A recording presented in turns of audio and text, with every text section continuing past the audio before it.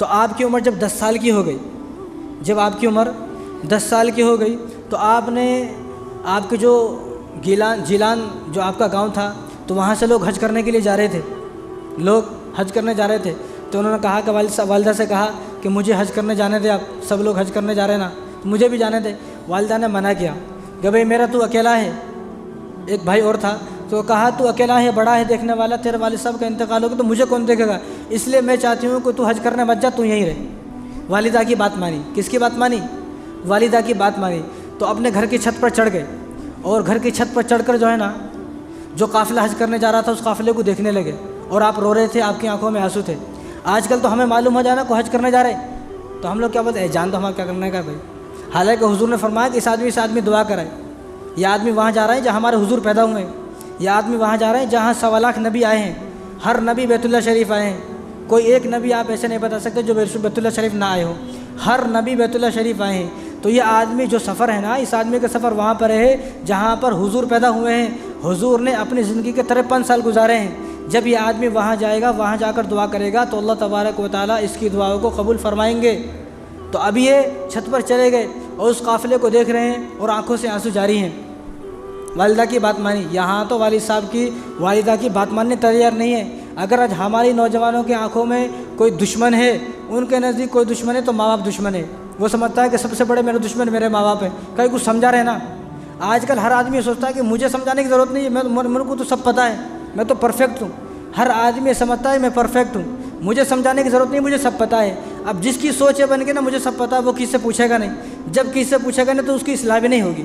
اس لیے آدمی یہ سوچے بھائی مجھے کچھ نہیں پتہ ہے، میں تو عام آدمی ہوں۔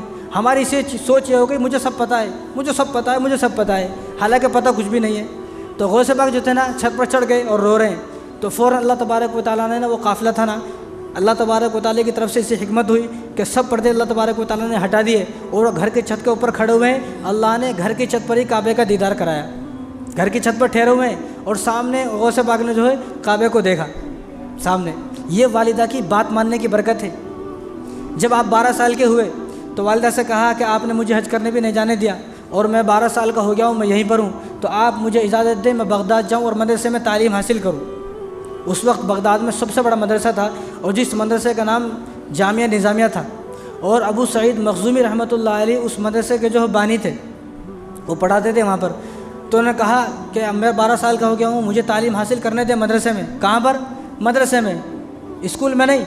آج کل تو ہمارا بچہ جب تک اسکول میں نہیں پڑھتا ہمیں مزہ نہیں آتا، اسکول ہی چھوڑنا مدرسہ نہیں، کیا کرے گا بھائی؟ دنیا ہی سکھانا ہے، دین سیکھ کر کیا کرے گا؟ کچھ بھی نہیں۔